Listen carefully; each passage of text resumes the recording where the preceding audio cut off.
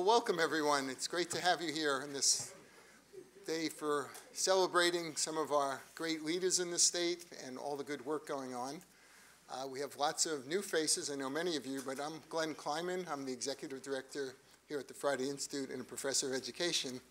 And standing here, I kind of feel like Mr. Rogers. You all remember Mr. Rogers? The only thing that's in my mind is it's a wonderful day at the Friday Institute. So it's so great to have you all here. For those of you who are new, our work here really focuses on helping to create the next generation education system, focus on K through 12. We work very closely with researchers and policymakers and practitioners, and we've worked very closely with all of the superintendents who are receiving this award today and with their districts. I visited a number of their districts. We have teams who've worked with them out in the field.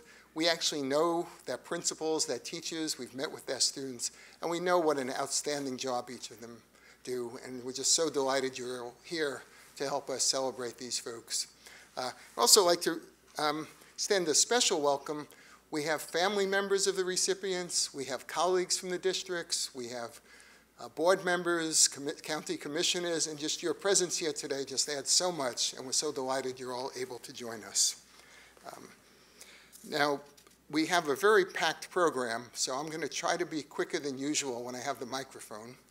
And let me turn quickly to welcomes from other leaders at NC State University, beginning with our Dean of Education, Mary Ann Danowitz. Mary Ann.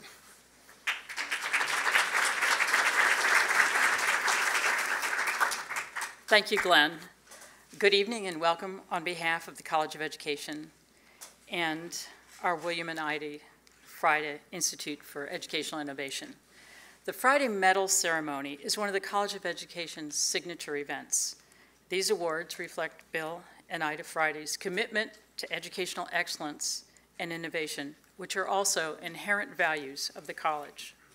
As Glenn has said, the College of Education and the Friday Institute really, I think, have become an incredible force for innovative approaches, and the work of the Friday Institute just leads so many of the challenges that we face today in education.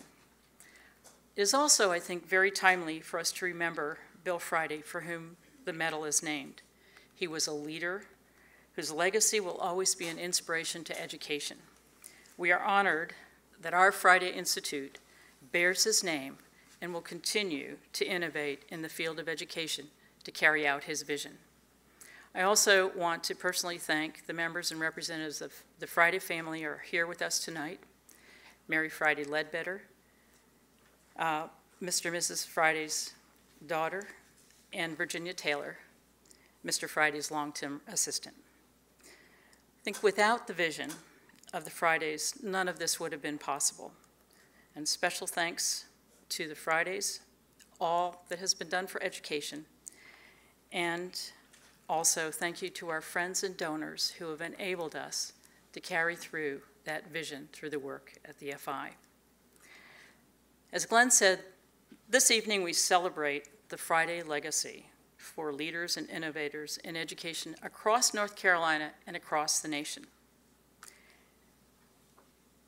I am very grateful to be a part of this as one who supports leaders and innovators.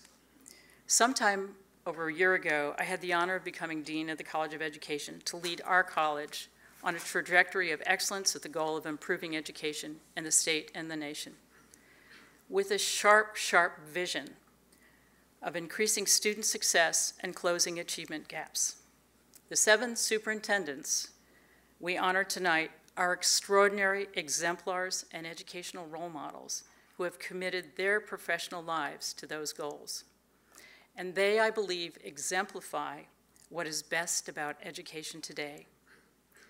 That is, there are people working together to help create opportunities for others, particularly our most vulnerable. Every day, they challenge the myth that there is little education can do to help children overcome the challenges of poverty and discrimination. I thank you and I congratulate you.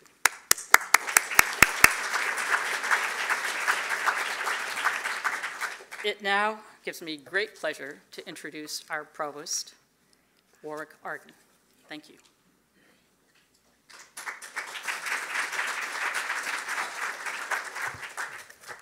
Thank you, Marianne. Good afternoon, everyone. It is great to see you here this afternoon. Glenn told me that I needed to be extraordinarily brief today. He said, we have a lot of important people. You need to be brief. You know, when you say that to a provost, it's usually like throwing the gauntlet down, let me tell you. But because I like Glenn, I'm going to be extremely brief today. So on behalf of myself and Chancellor Woodson, I really want to welcome you to NC State this afternoon. Thank you for joining us for this extraordinary and important event. We're extremely proud of the work that is done every day by our great College of Education and by the Friday Institute, and the way they collaborate with educators across North Carolina. We're extraordinarily proud to be able to be presenting the Friday Medal tonight to 7 outstanding North Carolina superintendents for their innovation and accomplishments. Before I turn it back to Glenn, I want to introduce and recognize a couple of folks who are with us tonight. Of course, Governor Jim Hunt. Thank you so much, Governor, for taking a little bit of time to be with us today. Representative Craig Horn, thank you very much. House of North Carolina House of Representatives. Senator Mike Lee is with us, I believe. Thank you. And good night. Secretary of the North Carolina State Board of Trustees and great friend of the university is with us. Jeff Coltrane, Senior Education Advisor to Governor Roy Cooper, I believe is with us. And LaTonya Patillo, Teacher Advisor to the Office of Governor Roy Cooper, is with us. Thank you so much. This is going to be an exciting afternoon. I'm looking forward to it. Back to you, Glenn. Thank you, Dean Danowitz and Provost Arden. It's not often I get to boss the provost around, so I really enjoyed being able to do so for this occasion. We have some additional people I'd like to recognize, beginning with we have a number of the former recipients of the Friday Medal for Educational Innovation. We began just after the building opened and before I was here in 2006, and our first recipient, Ken Branch, who's the founding principal of the school next door, is here today. Governor Hunt, of course, is everywhere. We were very pleased to give this award to Governor Hunt in 2008. It's one of, I don't know, 1,000 or so awards I'm sure he's received, but I know this has been the most important one to him. So thank you, Governor Hunt. We're also pleased to have our 2011 recipient, Bill McNeil, who is the Superintendent of Wake County, head of the Superintendents Association, another of the great education leaders. And from 2014, Muriel Summers, our dear friend, principal of the A.B. Combs School and the founder of the Leader in Me approach, which is now implemented in thousands of schools around the country and around the world. So it's great to have you all here. We also, I know they may be running a little late. I'm trying to scan the audience. Two members who've been very influential in our advisory board. I think J.B. Buxton. Has J.B. made it yet? I guess not, but J.B. Buxton will be joining us, as well as Tom Houlihan, who is the chair of the original advisory board for the Friday Institute. And Bill McNeil was also on our advisory board for a number of years and a great contributor and supporter. We have a few other great friends. I'd like to introduce you all, but I really won't. Remember, we moving quickly here. Sam Houston, where'd Sam go? From the CEO and president of the North Carolina Science, Mathematics, and Technology Education Center. And we work very closely with Sam on many, many projects, and he's been a great supporter of the Friday Institute. Mike Ward, our former state superintendent and former state superintendent of the year, is with us. We've got the educational leadership we have in this room. I mean, we could change the world if we get all of us working in the same direction. And Shirley Prince, the executive director of NC PAPA, the Principal and Assistant Principals Association, another colleague who we work very closely with. So thank you all for being here. We also, you already know that Governor Hunt is here. We have another one of our great state leaders, and we have the pleasure of hearing from both of them. And I didn't tell them they had a rush. I just told the provost and the dean that, because we're so delighted to have them here. First off, we'll have, adding some comments, Representative Craig Horn from Union City. We've gotten to know Craig very well. He has a fascinating background. Here's a man who was a Russian translator for the U.S. Air Force Security Service. He was a musician. He was a successful businessman in the food industry. He's a historian who's an expert on Winston Churchill, serves on the governing board of the International Churchill Society. And he tells me that he moved here to be a grandfather. And fortunately, somebody in Union County convinced him he should run for office in 2010. I obviously took a very wrong turn. He's not sure that he's it. And he became one of our state representatives, and he has truly become the leader of educational innovation in our state legislation. He is the chair of the House Education Policy Committee for K-12 education, the House Committee on Education Appropriations, that means the group that gives out the money, so he's very important, the Joint Legislative Task Force on Education Finance Reform. We've worked very closely with Craig. He's supported our work around the Digital Age Learning Plan, and if it wasn't for Representative Horn, the state would not be funding a lot of the work we've been doing with the districts that are represented here today and many other districts. It's a pleasure to welcome you and to hear your comments today, Representative Horn.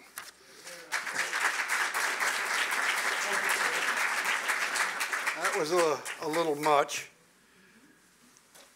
but greatly appreciated.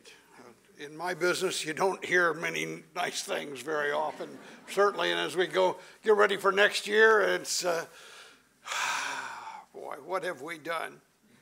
What have we done? To say it's a pleasure and honor to be here, of course, is an understatement. To look to you all, I just heard terms like extraordinary role models, leadership. Goodness, we're so desperate for those today. We need them so badly. The opportunity to see good behavior in action, that unto itself is refreshing and necessary. If this interminable electioneering ever ends, which I sometimes doubt, it's going to be because we start talking to each other. We start looking to the role models that you, Governor Hunt, all of you all represent. We need to be focusing on that much more than the throw them under the bus, wag the finger. When I first arrived here in the General Assembly, I was, like most young legislators, pretty lost. I really wasn't sure what everybody said, well, what do you want to do? Well, you know, I want to have good government. Well, don't we all? No, what do you want to do? Well, I don't know, honestly. I've got 4 kids and 7 grandchildren. All my grandchildren, save one, are now in college. One's in graduate work. And I listen to them as they express themselves about their elementary, high school studies and the teachers and the people they come across. And I sense in them that frustration of, what's going on? Where do I look for leadership? I mean real leadership. The leadership that says, follow me.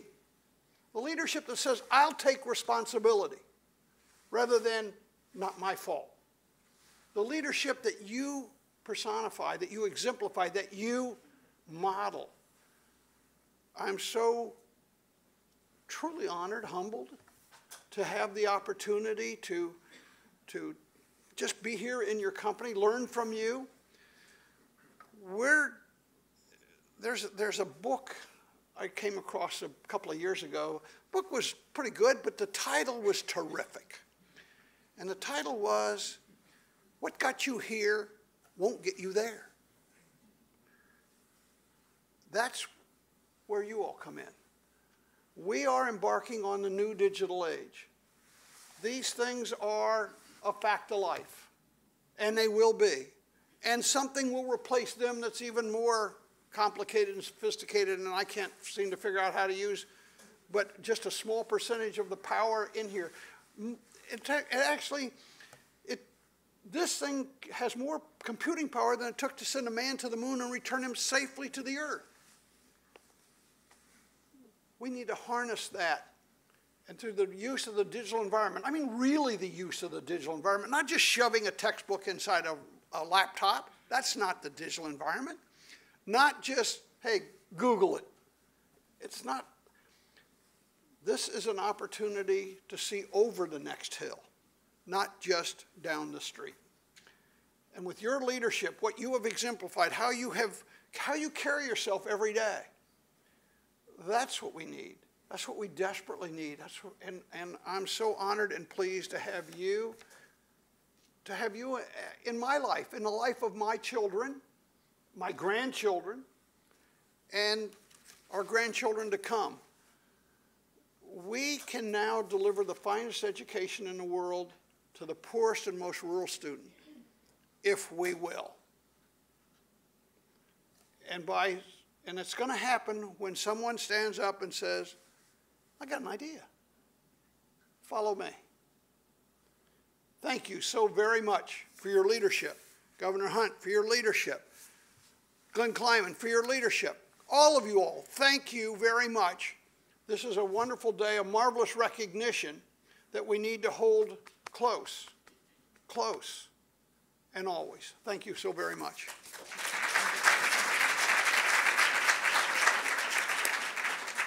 Thank you, Craig, for so much for all you do and for being here with us today. Now, friends, for our next speaker, I've had the opportunity to introduce him several times before. More importantly, as many of you have heard me say, one of the real privileges of my position at the Friday Institute is to be able to spend time with Governor Hunt. You're all, almost all, we have a few visitors from out of state, but you're almost all North Carolinians. I would bet you've all met and talked with Governor Hunt. You know that Governor Hunt, in his 16 years as governor, and all the years since and years before, really wakes up every day thinking about how he can improve things in North Carolina, especially for the students. His work on standards and assessment, his work on teacher quality, his work creating things like the North Carolina School for Science and Math. The list goes on and on within the state. Nationally, founding the National Board of Professional Teaching Standards, National Commission on Teaching in America's Future. I really could spend the rest of the time we have listing all of his accomplishments and contributions. One great symbol of that is the Hunt Library down the road on the Centennial Campus. And if you haven't visited it, we're so pleased to have it here and to be named in honor of Governor Hunt. And it really is the model, nationally and internationally, of a 21st century library. And it's just a short stop away. You're here. Stop off and take a look at it. It's an amazing place, one of the great honors for Governor Hunt. As I said, I could go on, but I think all we really need to do is to have you all join me both in welcoming Governor Hunt and thanking him for all the ways he's made all of our lives better. Governor James B. Hunt.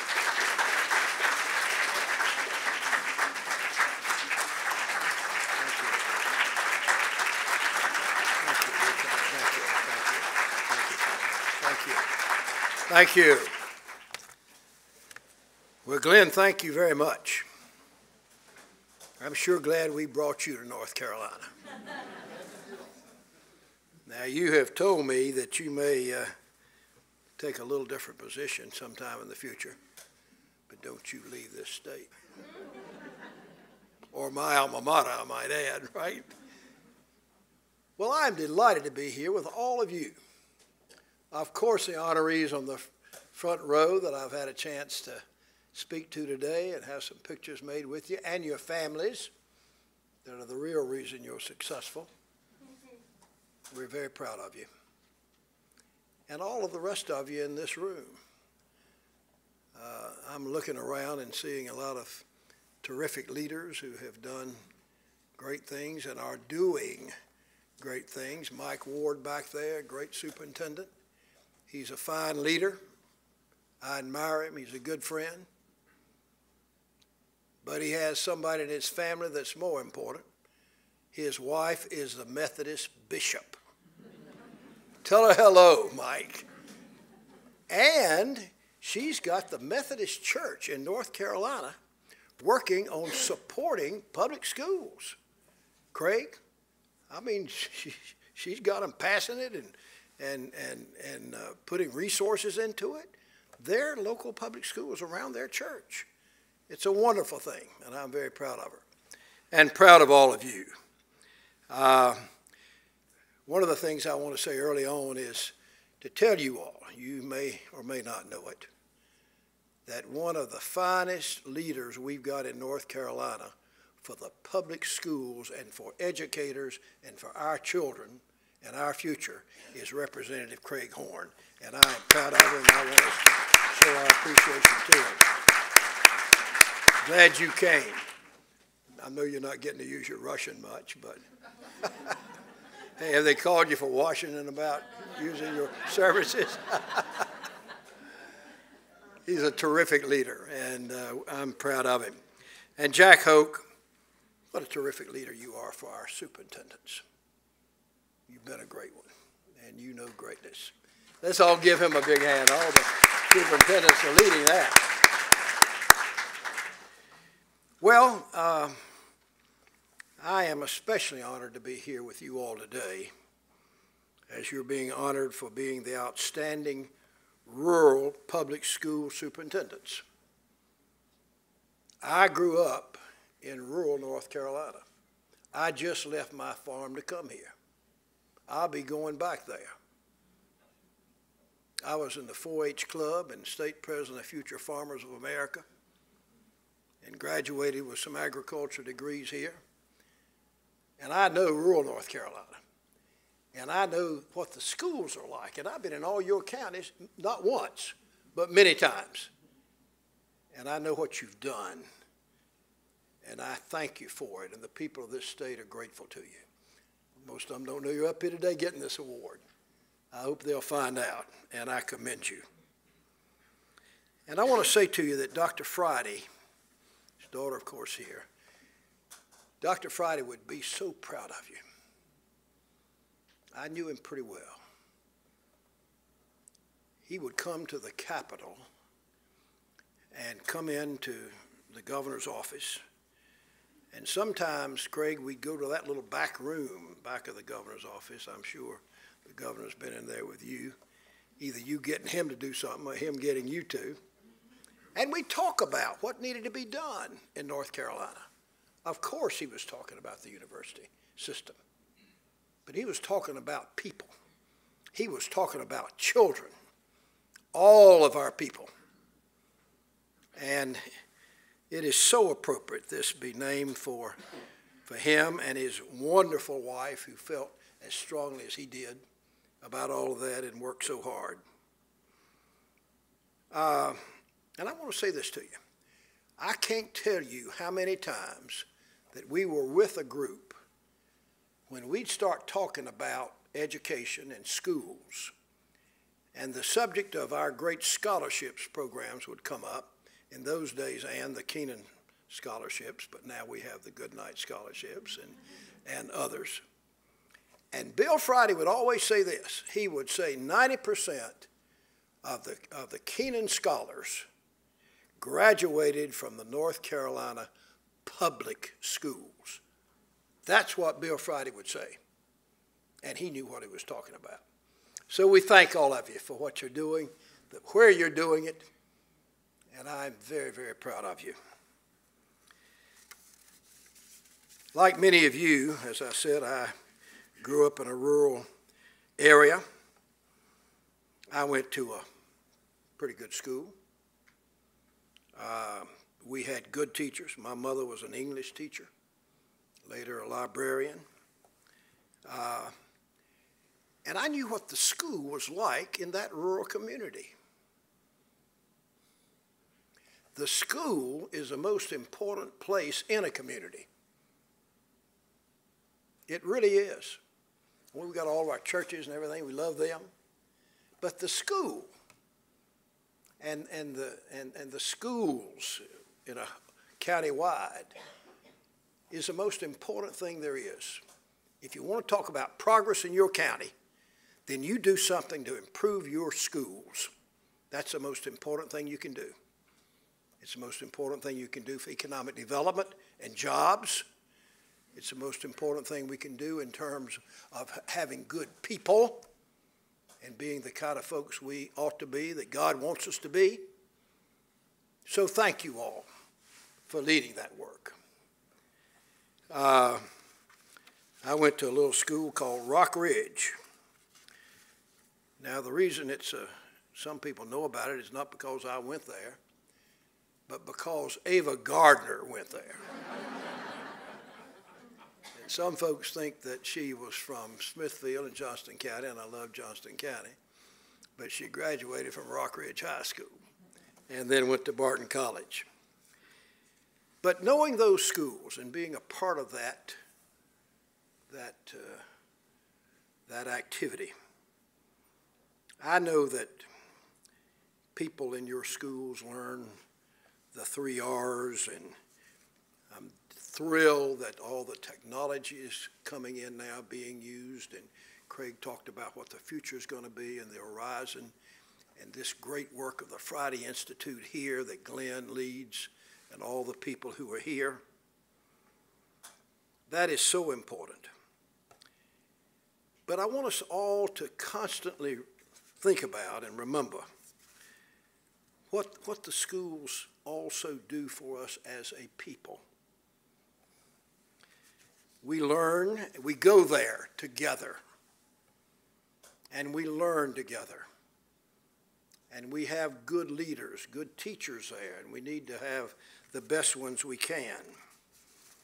In a sense, we learn to be a good people and a democratic people in those public schools that you lead. If we didn't have them, if we weren't going there, all kinds of folks going together and being taught and learning a lot of values as well as the stuff, we wouldn't be the kind of people we are, and we wouldn't have the potential we have to be a lot better.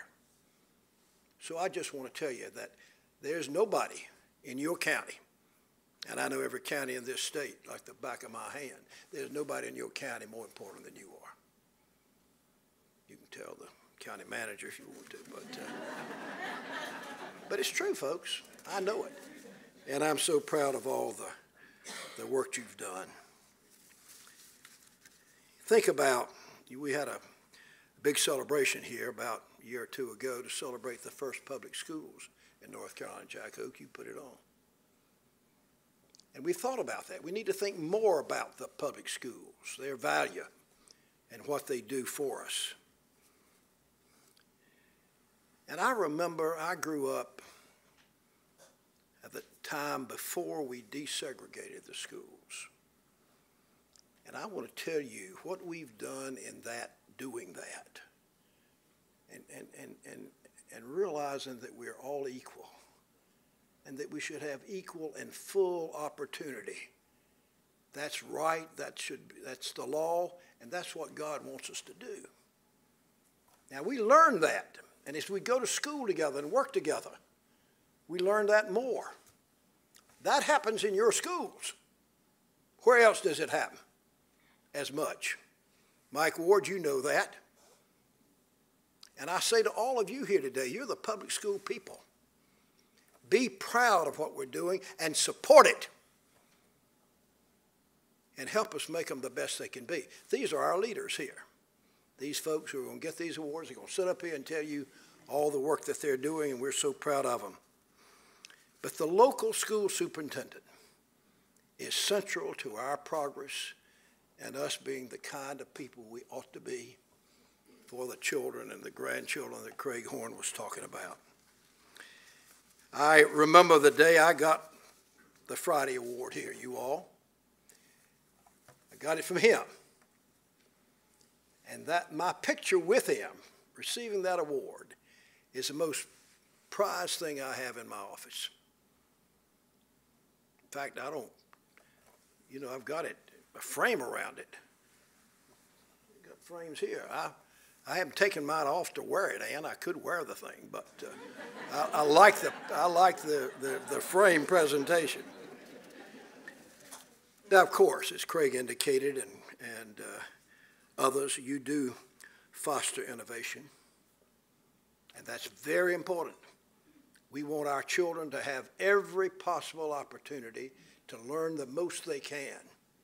We want to have high standards. We must have accountability. We want to do the best we can do, not just get along and maybe do as good as somebody else close by is doing. We want to be the best we can be. And I want you to keep pushing for that, as I know you are doing. So I'm pleased to be here today to honor you and to thank you.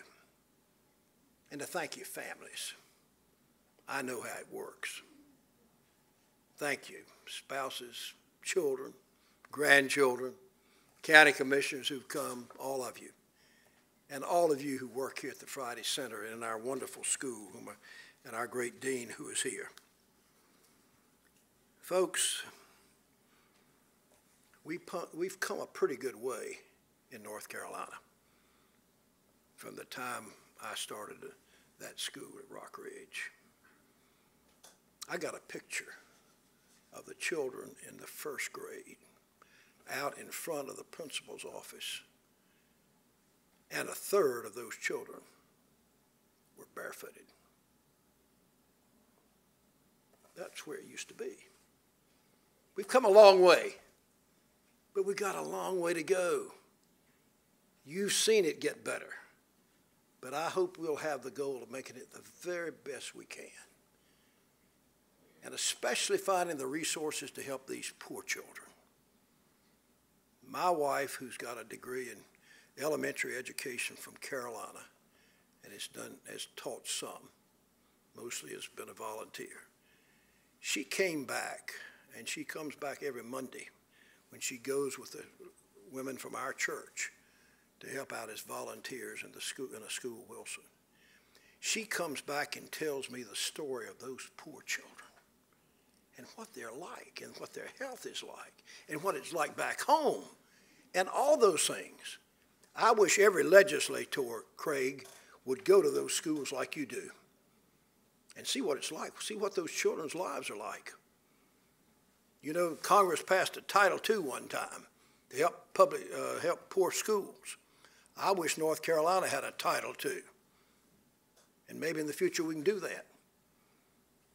I know how limited your resources are, but let's think about what we can do in the future, and let's work hard to make it the best it can be. We're so lucky to have Craig Horn. We're so lucky to have Roy Cooper, whose mother was a great teacher, and I knew that family well. They're going to lead.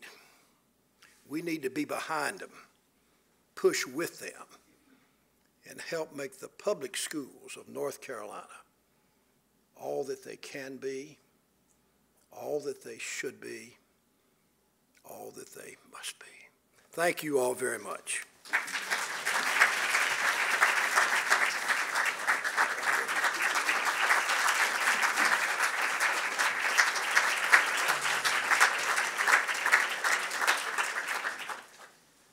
Thank you so much, Governor. Did I tell you all it's a wonderful day at the Friday Institute? So, that was just, there's no leader I know who can be more inspiring, talking about education and what we need to do in the state. Thank you so much. I'm going to do a little transition here because another reason it's a wonderful day at the Friday Institute.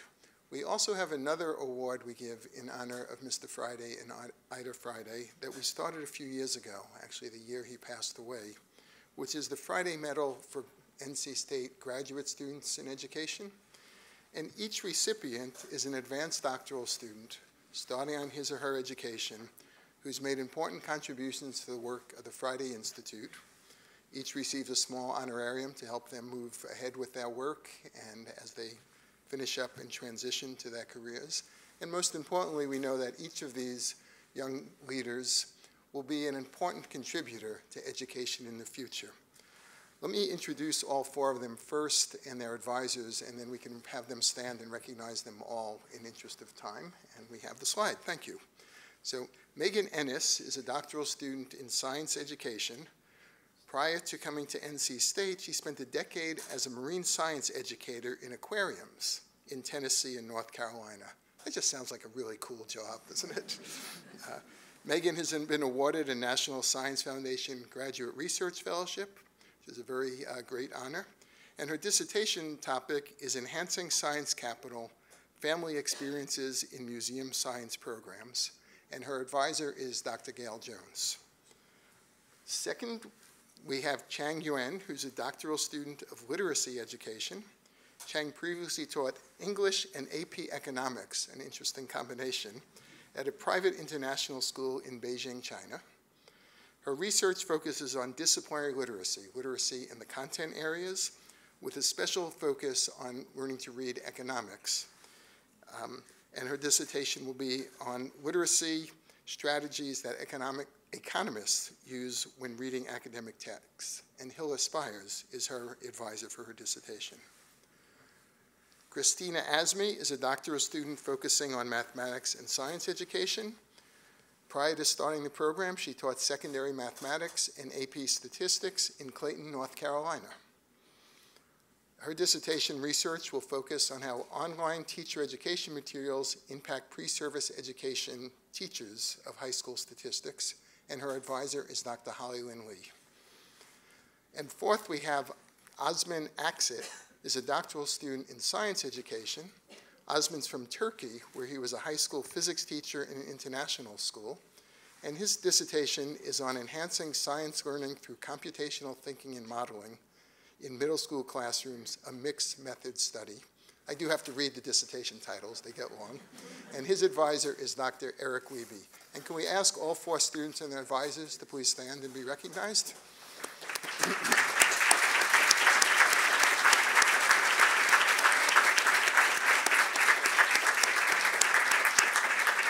Thank you all, and congratulations. Okay, and as we move along, today's event was really planned in coordination with Jack Hoke, who leads the Superintendents Association. And we'd like to have a few words from Jack, and he will then introduce our recipients, and we'll have a panel to hear from them directly. Prior to his current role, Jack retired after serving 12 years as superintendent and 2 as associate superintendent at the Alexander County Schools in Taylorsville, North Carolina. He's been a principal at the elementary, middle, and high school level. Overall, he's had 32 years of experience in school administration. So he's a great person to be leading the Superintendents Association. He was the superintendent advisor to the North Carolina State Board of Education from 2009 to 11, and he was appointed by the governor. I noticed his bio said the governor, because there is only one the governor, and he is joining us today. To serve on the Professional Teaching Standards Commission from 2006 to 2010, and he's received many awards for his leadership roles. As Executive Director of the North Carolina School Superintendents Association, Jack has put a great deal of emphasis on continued leadership development for our school leaders, both our current ones, future ones, associate superintendents, and we've been very pleased to work with Jack on a number of these programs, helping superintendents prepare for all the transitions for digital age teaching and learning. Pleased to have Jack join us, add some comments, and introduce the recipients.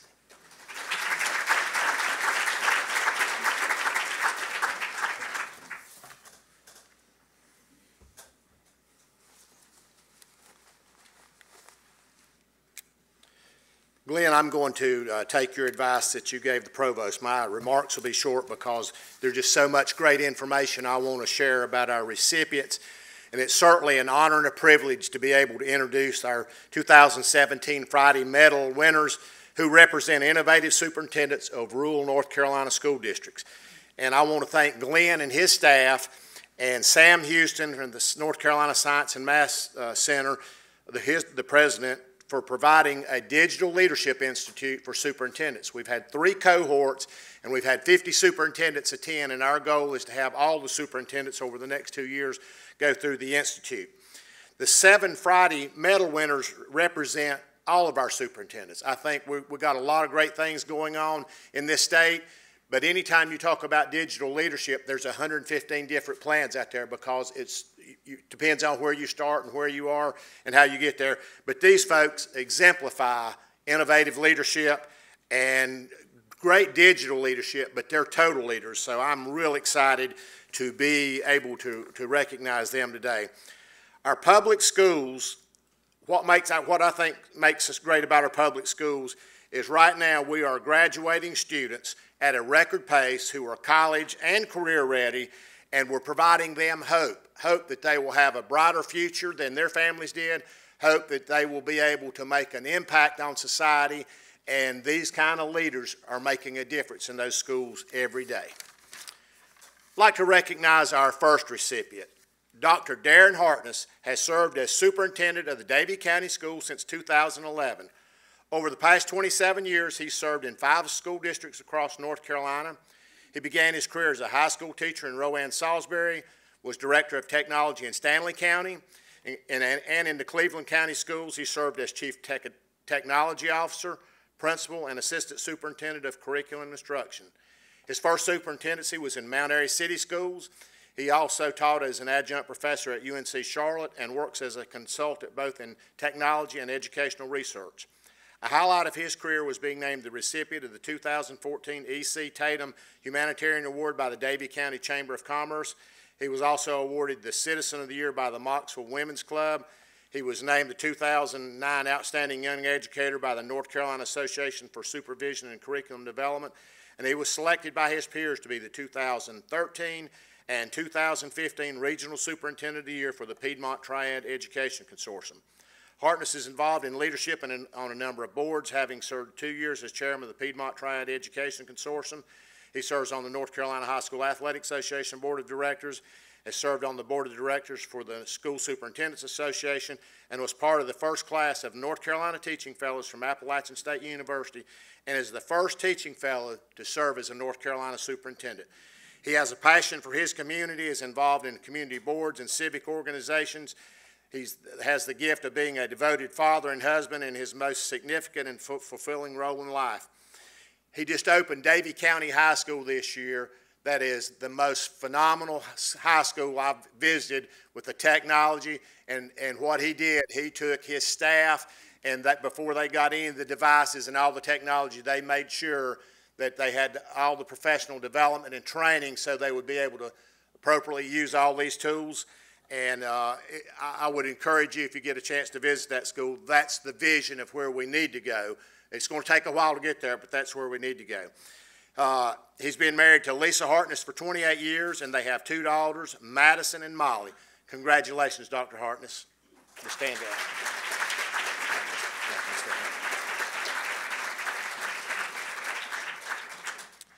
Our next recipient, Dr. Anthony Jackson, Superintendent of Vance County Schools. Dr. Jackson serves as the helm of 17 schools, educating 6,200 students with over 1,000 employees. Prior to coming to Vance County, he was superintendent for 4 years in Nash Rocky Mount, 3 years as a division superintendent in the Henry County Schools located in Virginia.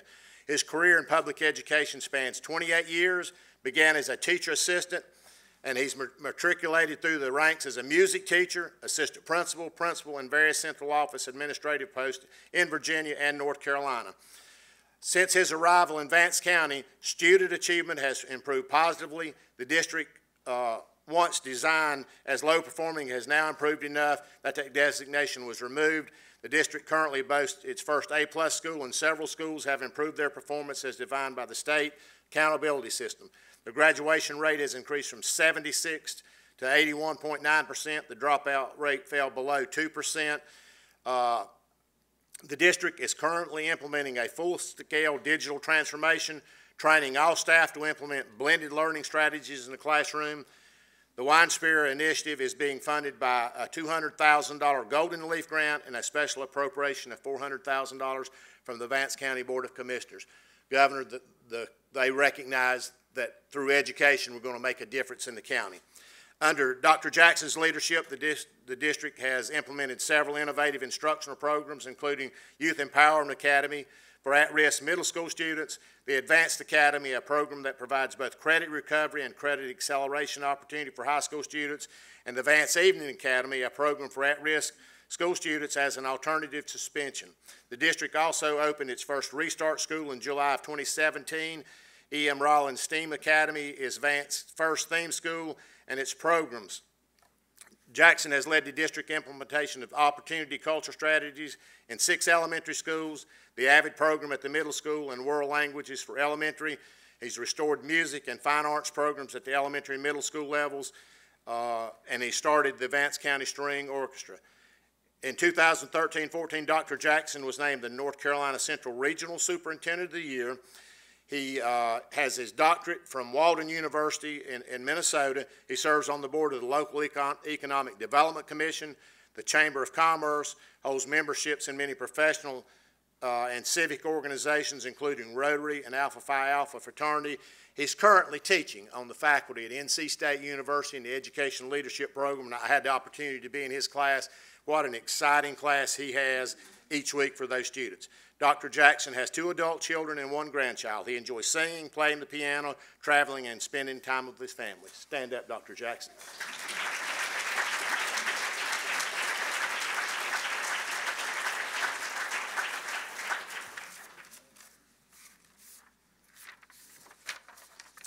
Our next recipient, Dr. Jeff McDarris from Transylvania County. He began his teaching career in 1983 after graduating from the NC State University with a bachelor's degree in industrial arts. He taught and coached students in 2 other North Carolina school systems before returning to Transylvania County in 1997. In Transylvania, he taught middle school students and coached at the high school level before becoming an administrator in 1998. He graduated from the Principal's Executive Program at UNC Chapel Hill and earned his doctorate in educational leadership from Western Carolina. He's a former trustee for the Blue Ridge Community Colleges and served on the Mountain Area Workforce Development Board for 18 years. He serves on the School Superintendents Association Executive Board and is a member of the Board of Directors of ASCD. In 2011, he was the recipient of the Peak Performance Award at Western Carolina, and he's also a past member of the North Carolina Agricultural Foundation Board. What he's been able to do in Transylvania County that I think got him to the table tonight is they don't, when we have snow days in the mountains, they don't miss school. They have virtual days. When it snows, the teachers are online and available, and students have engaging and interactive lessons. If they don't have internet, the modules can be downloaded, and many are downloaded in advance in case they have a power loss. They've gone to digital badging and coding and increased emphasis on robotics in elementary and middle school.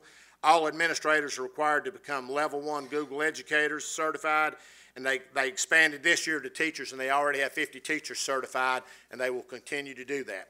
He's a native of Transylvania County and a 1979 graduate of Brevard High School, was named superintendent in 2009. He's the former North Carolina CTE Director of the Year, former president of the North Carolina Association of School Administrators, North Carolina Association for Career and Technical Education, and former Western Region Superintendent of the Year. He served as an administrator in Transylvania County in various capacities. He's married to his high school sweetheart, Lisa.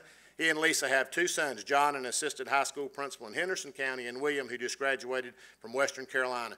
He has a wonderful daughter-in-law and 2 especially wonderful granddaughters. Let's have a round of applause for Dr. Jeff McDarris.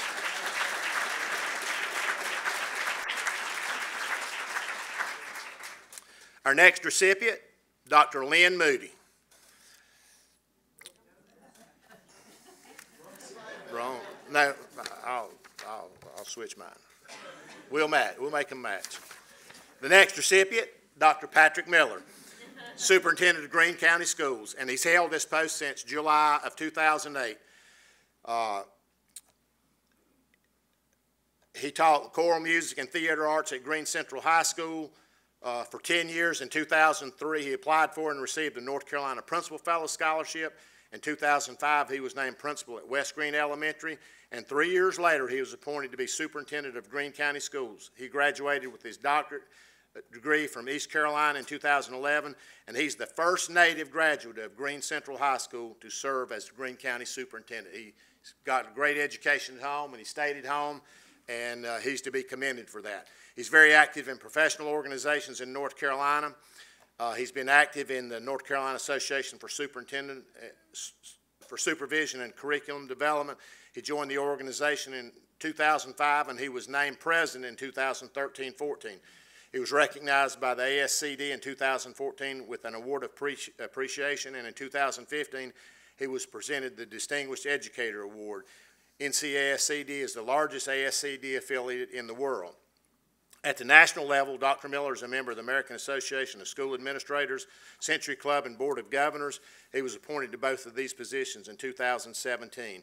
He serves on following boards and commissions in Greene County: Partnership for Children, North Carolina Principal Fellows Commission, North Carolina Center for After School Programs, Central Carolina RESA Chairman for 2 years, 14 to 16, Public School Forum Board, ASCD Legislative Committee, and Lenore Community College Tennis and Golf Committee.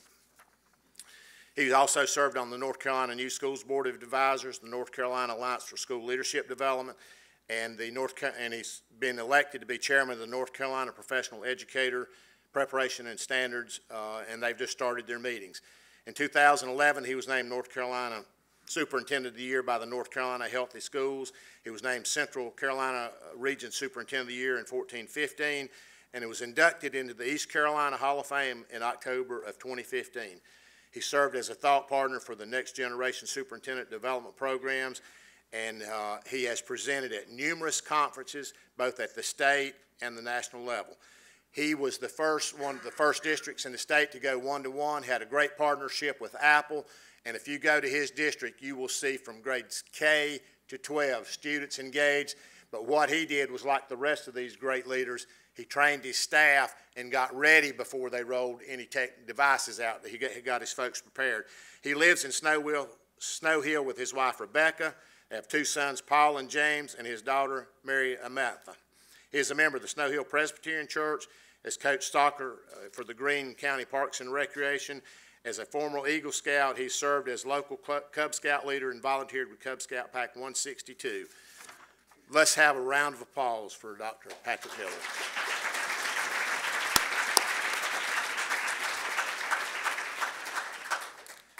I got the long list tonight, Glenn.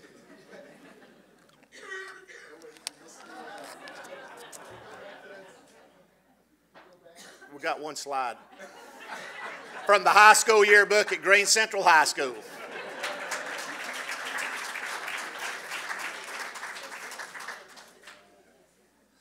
Okay, our next recipient, Dr. Lynn Moody, Superintendent of Rowan Salisbury Schools. She's an accomplished leader in transforming education. She leads a district of over 19,000 students with 63% poverty, 3,000 employees, and a budget of $170 million. Through the district's aggressive strategic plan focus on literacy and student engagement, Dr. Moody and her team are bringing national and state attention to innovative practices that are receiving great results for student success. The district was recently ranked in the top 10 nationally for pioneering technology uses, received the National Digital Curriculum Strategy Award and the National Digital Content and Curriculum Achievement Award. In addition, Discovery Education presented Dr. Moody with the Innovation in Education Award. On the state level, under Dr. Moody's leadership, the district has been recognized for excellence in educational programs as well as excellent in communications, public relations, and marketing. Dr. Moody received the Friday Medal, or will be receiving the Friday Medal tonight, and serves on a number of local, state, and national boards. Under Dr. Moody's leadership, there's been a Rowan Salisbury representation on national panels, presentations, and in publications as the Learning Council, Education Talk Radio, Discovery Ed, Future Ready Summit, and the Selecti Center, Digital Promise, and Literacy Today. Dr. Moody received her undergraduate and graduate degrees from North Carolina State University and her doctorate from Nova Southeastern University. Before becoming a superintendent, she was a teacher, counselor, coach, and administrator. Dr. Moody resides in Landis with her husband, Wayne. She's proud of her 2 grown sons and daughter-in-law who all work in education. Let's have a round of applause for Dr. Lynn Moody.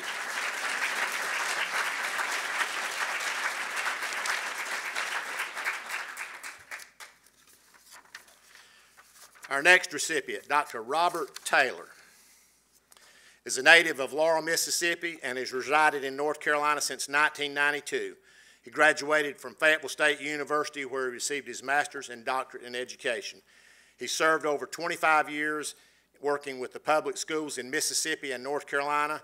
His educational career includes serving as teacher assistant as well as classroom teacher in middle and high school.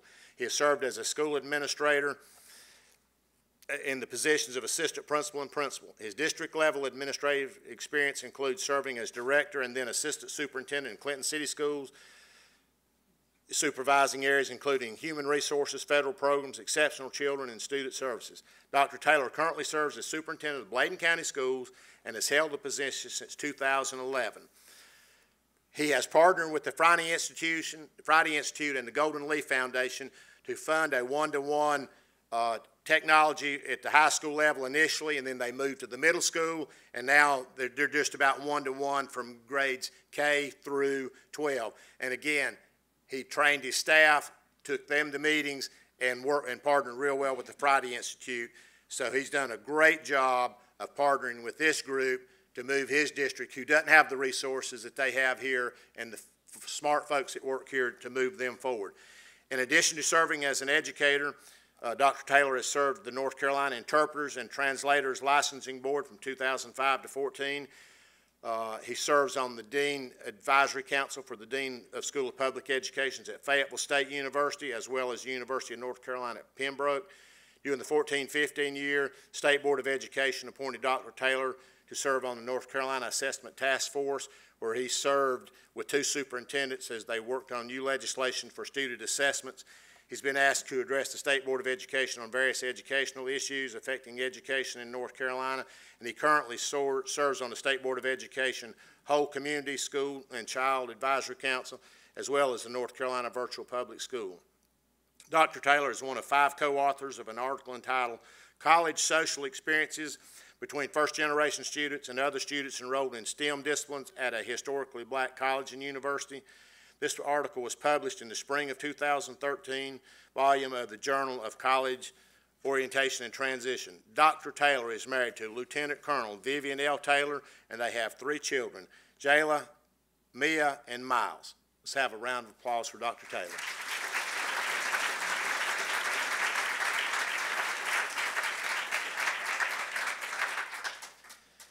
Okay, our next recipient, Dr. Janet Mason, Superintendent of the Rutherford County Schools. They have an innovative school district located in western North Carolina. They serve 18 schools with approximately 8,300 students in preschool through 12th grade.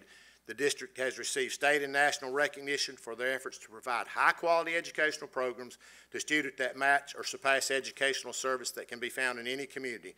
Under her leadership, the district launched the Going Global initiative in 2011 that included providing laptop computers for all middle school and high school students, as well as all certified staff. The program was expanded in 2015 to provide iPad carts for all K-4 classrooms and MacBook carts for 5th grade classrooms.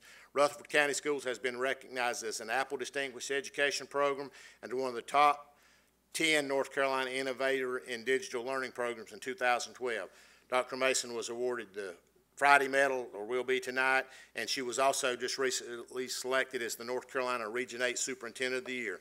The district has made early college access a priority, as evidenced by the success of the Rutherford Early College High School, a 2000 National Blue Ribbon high school that boasts a 100% cohort graduation rate for 7 consecutive years, 100% graduation rate. Following the standard of excellence, the 3 traditional Rutherford County high schools have been redesigned to allow students to engage in curriculum pathways that lead to an associate's degree or other post-secondary certifications. The opportunity to earn college credit or degree while in high school has been especially meaningful to many first-generation college students. After graduating from Appalachian State in 1986, Dr. Mason began her career in the Rutherford County schools as a high school math teacher. She received her doctorate in educational leadership from Western Carolina University in May of 2010. After teaching for 16 years, she served as a middle school assistant principal, a high school principal, director of secondary curriculum, and the assistant superintendent prior to appointment as superintendent. Active in educational leadership and advocacy for public education, she represents Region 8 on the executive board of the School Superintendents Association, has served as chairperson of Region 8 Superintendents Council, and she represents North Carolina superintendents on the governing board of the American Association of School Administrators from 2012 to 17, and last year she was elected to represent 13 states of Region 5 on the executive committee. She pursues opportunities to increase her leadership capacity by engaging in ongoing professional development and learning. Since completing the Next Generation Superintendent Development Program in 2014, she has served each year as a thought partner, just like Dr. Jackson has and just like Patrick Miller have, because they want to give back. She's very engaged in her community. She serves on the board of directors for the Rutherford County Schools Education Foundation and the Rutherford Chamber of Commerce, and is a member of the Forest City Kiwanis Club. She's been a trustee for the Robert and Janice McNair Education Foundation since 2010, and she currently serves as a McNair mentor for 15 East Rutherford middle and high school students. She's a Rutherford County native, a graduate of East Rutherford High School, To celebrate the grid of life on her 50th birthday, she trained and completed 2 half marathons and 2 marathons in 2 years with a fabulous group of running buddies. She resides in Forest City, North Carolina with her husband, Rick. Their daughter, Meredith, is also a proud alumni of East Rutherford High School, a Park Scholar who graduated last year, and she's currently teaching in the Wake County schools in 3rd grade. And 24 hours ago to this minute, Dr. Janet Mason was selected as the 2018 North Carolina Superintendent of the Year and will represent North Carolina at the National Convention in February. Dr. Janet Mason.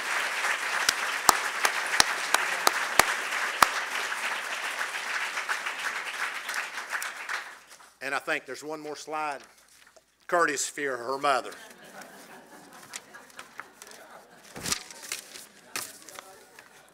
Thank you, Glenn. Yeah, you introduce Mary Ann. Okay, thank you, Jack.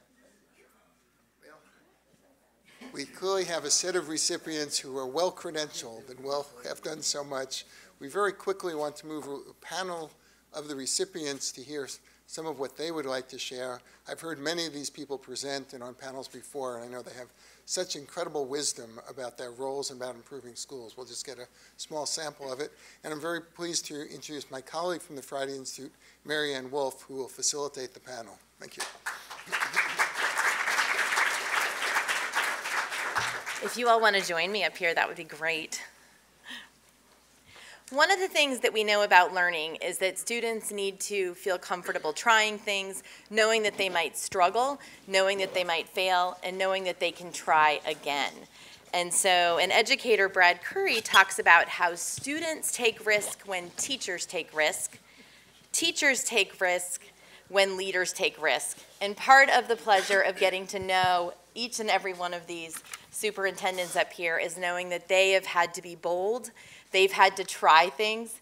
They've had to be willing to say, we're not quite sure how it's going to work, but we're going to do whatever it takes to meet the needs of every child in our district. And so it is an honor to be here with you all now tonight to share your story. So thank you so much. What I would love to do, and as Glenn said, we're not going to get to hear near as much as we want, but we are going to maximize every second with you all. I would love each of you to share a little bit about your journey and where your district is and how they're meeting the needs of each student. And Darren, I'm wondering if we could start with you. Sure. First of all, thank you so much to the Friday Institute for all you do to support public education. I've been in this building so many times with my team, and you just really have helped us to think about what we want the future to be with technology and education. But a little bit about Davie County Schools. You see up there on the map, we're in the middle of the state with about 42,000 people in Davie County. We have 12 schools. Throughout the district, we're one of the first districts to have a fiber optic network. It connects all the schools. A number of years ago, we put smart boards in every classroom when that technology was new. And over the years, we've just experimented with a variety of tools and resources. We're not a one-to-one school district. We have a variety of tools and digital resources we've implemented across the district. We're just very, very proud and glad that we've been able to provide a variety of tools and a lot of professional development. And you'll hear me talk about more professional development and the importance of that so that we can prepare students for the journey after graduation. Thank you, Darren. Tony? Good afternoon, everyone. First of all, I'd like to also thank the Friday Institute for this honor. Vance County Schools is an exciting place for me, and a place where I have found a ready and willing group of individuals ready to take the leap on behalf of students. I say to them daily, I grew up in Washington, D.C., in a place that a lot of people, we give names to all kinds of places, so they called my neighborhood the projects. We called it home. And so I say to them every day, if I can stand here today as the superintendent in Vance County, then there's nothing that our children can't do. And so we have embarked upon a journey of making sure that our children have opportunities, that they pursue excellence without excuse. That they not allow any barriers, artificial or real, to get in the way. We tell them every single day, if you keep hitting the same wall, don't blame the wall. find a way around it. And so we want them to understand that we're there for them, and we want to give them every single opportunity to be successful. So our journey has been about opening doors of opportunity, providing access to those things that they wouldn't normally see. I tell them we are so very close to the Research Triangle Park, but we could be a million miles away. We use technology as a differentiator. We use technology as an accelerant. We use technology as a shock absorber for those things that you don't have. We don't talk about what we don't have. We talk about what we don't have yet.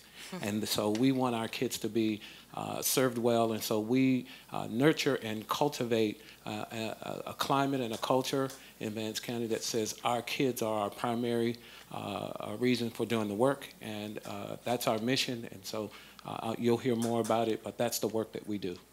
Thank you so much. Janet. Yes, thank you, Mary Ann. I would also like to thank the Friday Institute not only for the award, but throughout Rutherford County Schools' journey, the Friday Institute has been our very best partner in helping us plan and prepare for professional development. One of the things that we knew early on, besides the fact that our infrastructure was inadequate, is that our teachers were not prepared for where we wanted to go. And so we set it up in a very intentional way to prepare to do those things. And so in Rutherford County, Jack mentioned, we use the acronym GLOBAL, Going Global, Growing Learning Opportunities Beyond All Limits. And we first had to help our teachers prepare for that. And that is truly about breaking down all barriers that our students might encounter that live in this rural area, like all of the other folks up here tonight. And our folks were losing jobs at a rapid rate, and we knew we needed to be a part of helping reinvent our community and doing that through reinventing our schools. Our students deserve access to the same educational opportunities. We talk about making sure that we match or exceed those that they could find anywhere. Their parents chose to live in Rutherford County. Their students need adequate schools. And so we've been really pleased to work on that from the standpoint of equity of access to those different opportunities and tools. Excellent. Patrick? Good afternoon.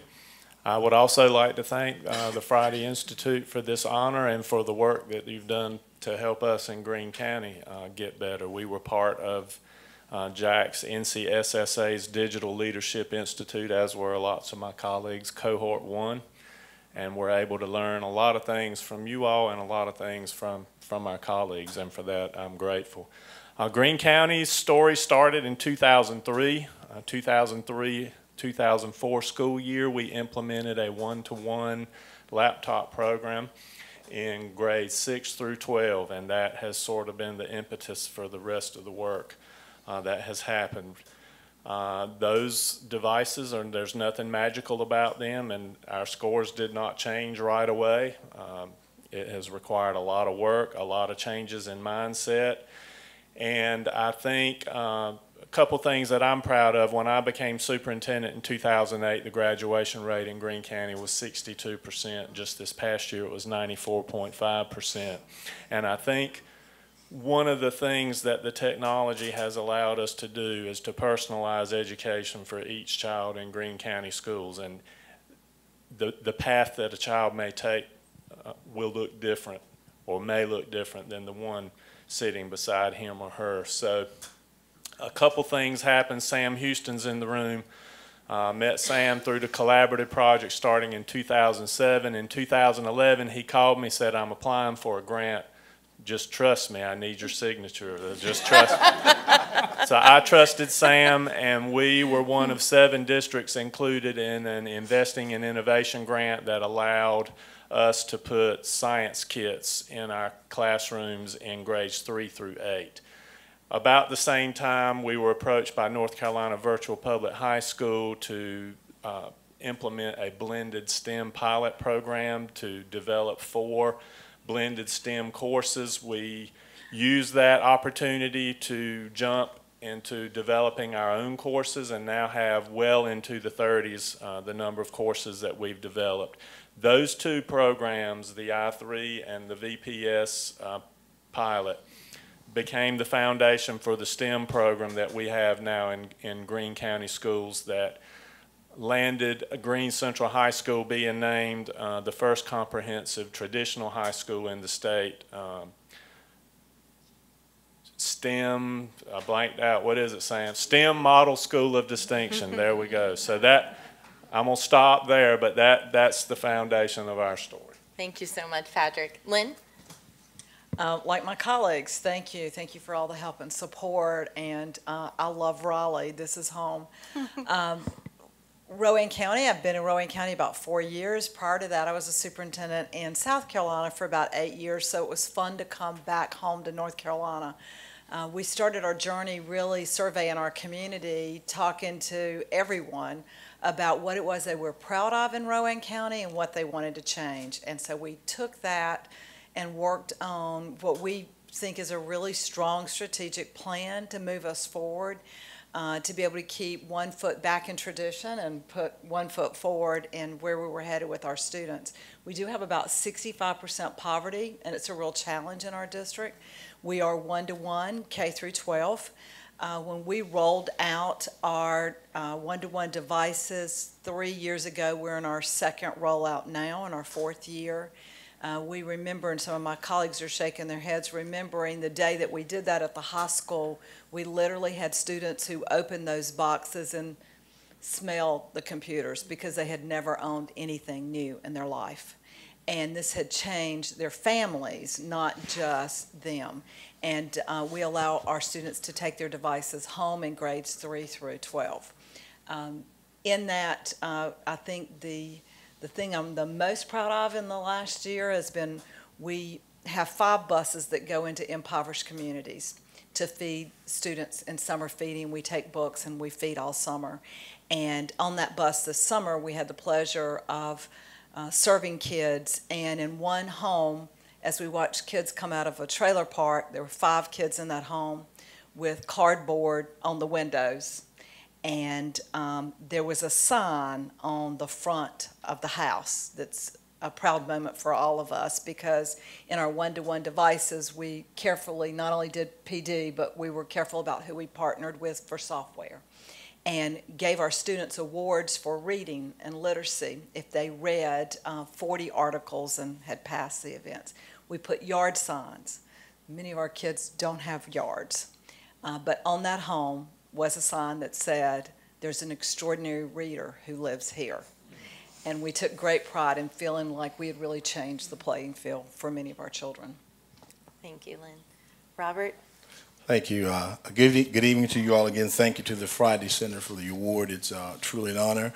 I certainly want to say congratulations to my colleagues. It's just, a great thing to share the stage with you. And we know we've all worked in this together, and I was just so glad to be here with you.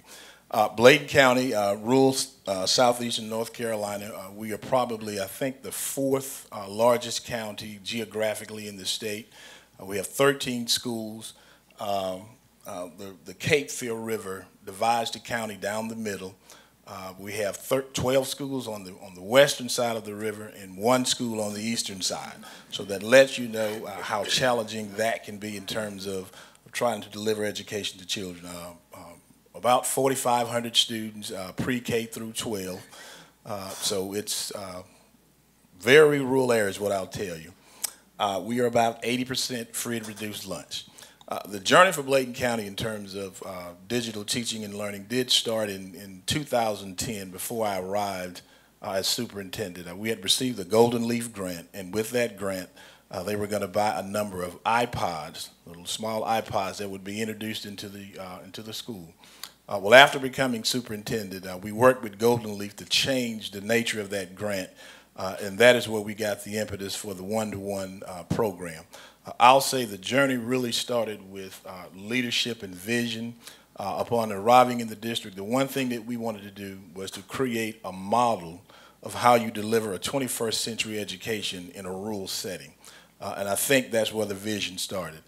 Beyond that vision, also, it dealt with the leadership team. And I do have my leadership team in the back, and you guys could just stand for a minute, because I said to them, all my central office folks, stand up.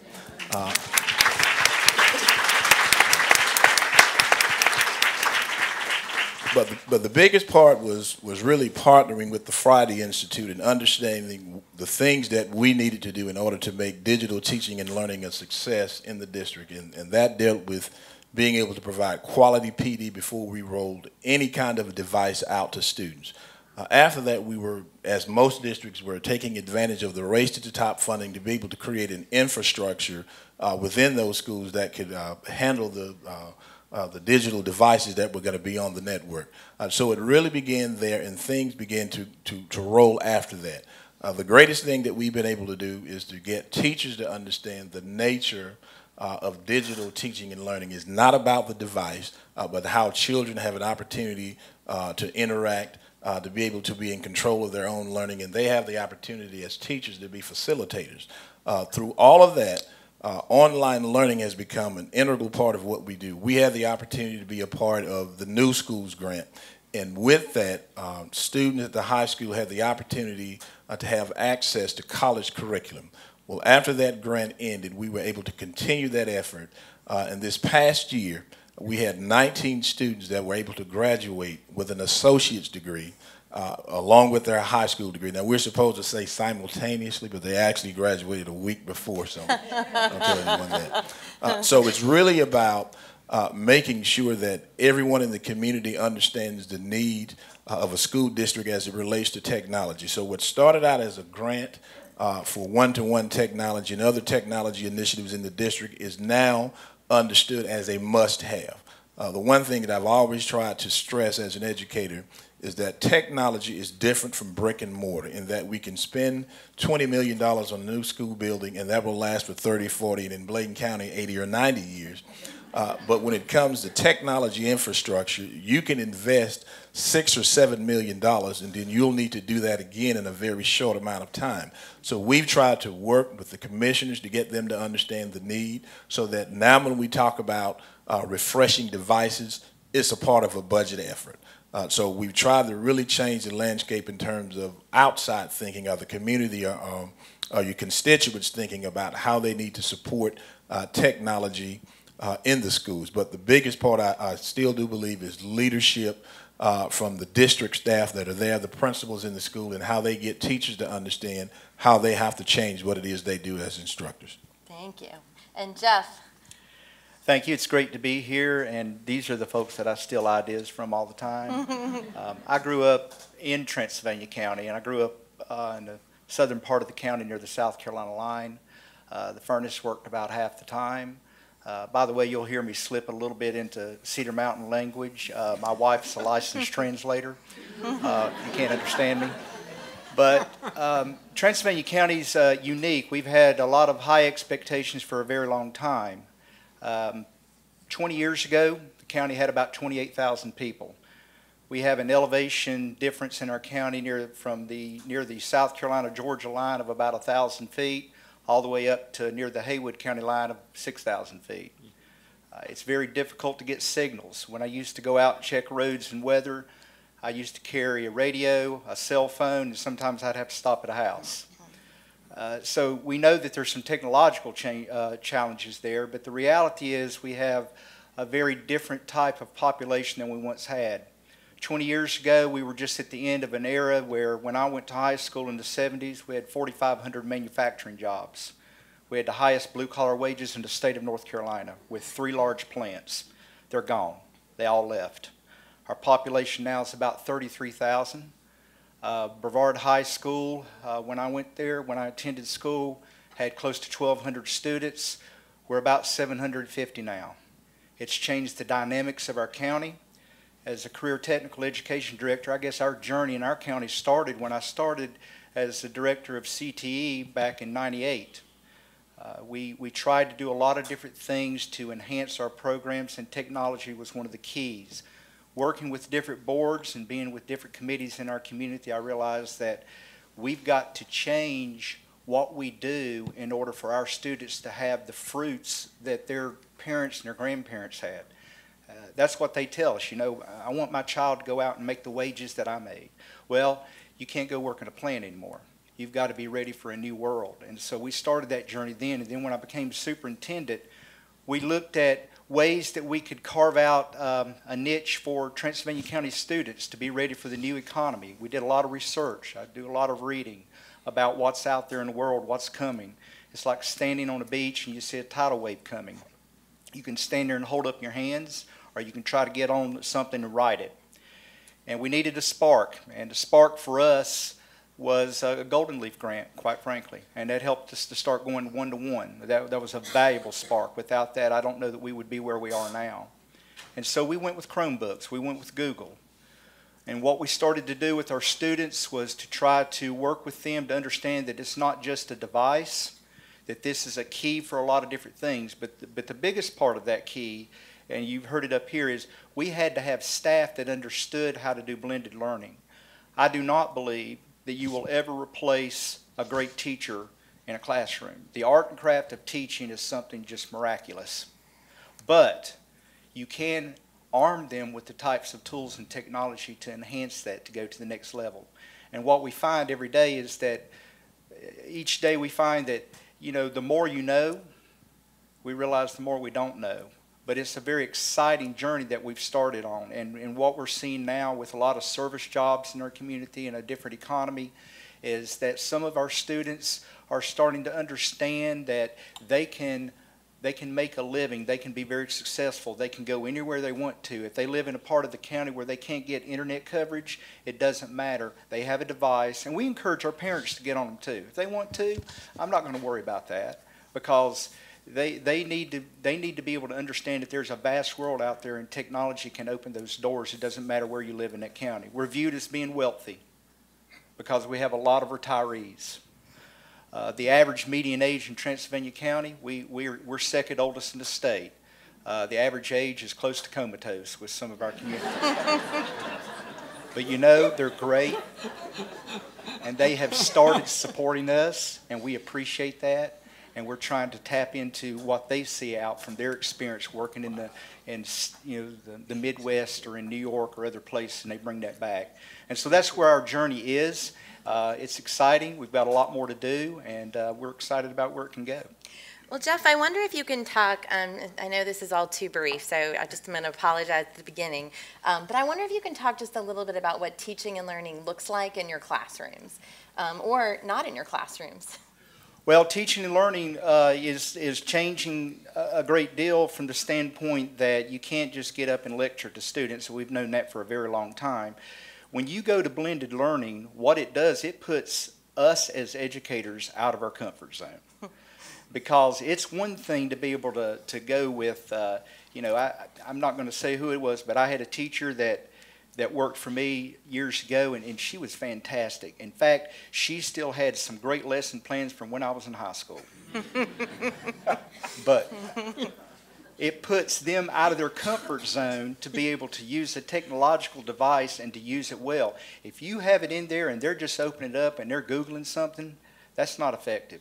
We want to make sure they understand how to use the device in teaching. And that's made us better teachers. Mm-hmm. We're all of us are teachers here.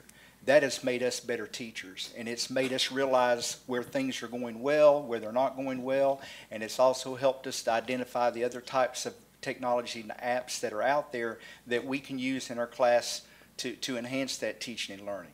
You know, and we listen to students. When I first started the virtual day thing, I had one of my favorite students. He was a star athlete for one of my high schools, and he's just such a smart kid. I love him to death, and he's successful now.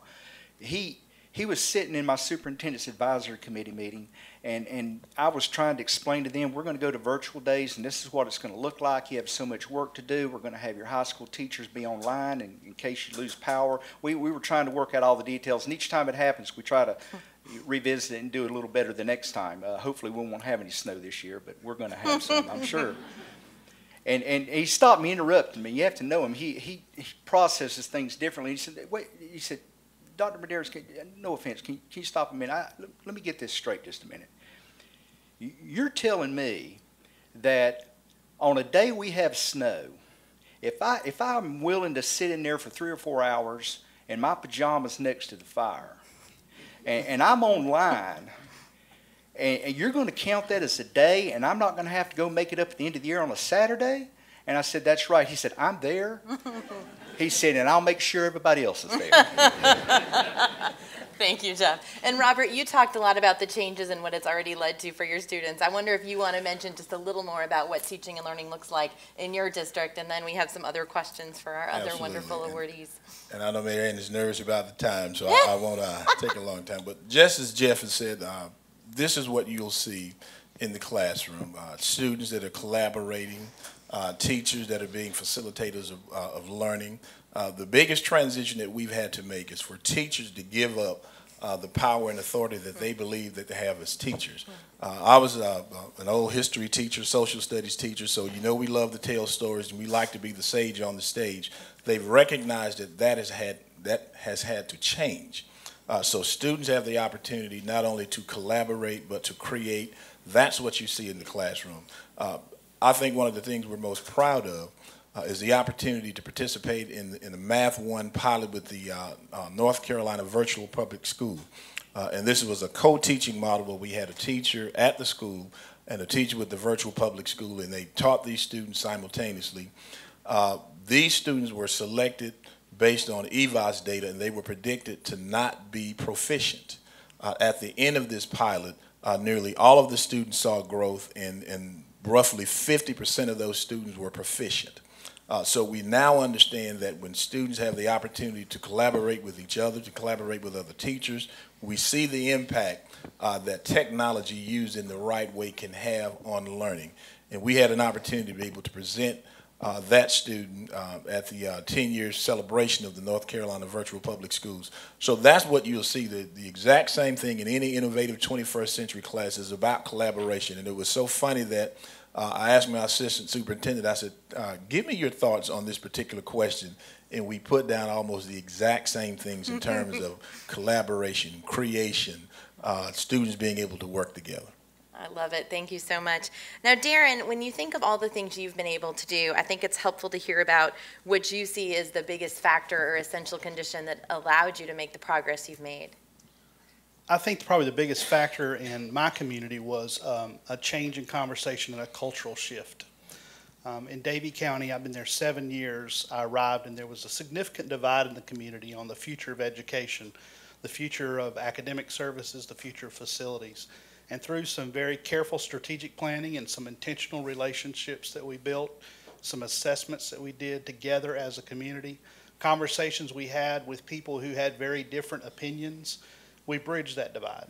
And as a community, we were able to come together and pass the largest bond referendum in the history of the county. We opened up a new high school this fall that we feel like is a model high school for the state, and equipped it with some new technologies. We'd encourage folks to come out and visit that, because the planning for that school was really a 3-year process, and our teachers were very, very involved in what goes here, and what goes in my classroom, what will I be using to provide instruction. But that conversation and cultural shift, I think, was the biggest piece that made some things possible. It led to us having the second highest return on investment for education excellence in the state.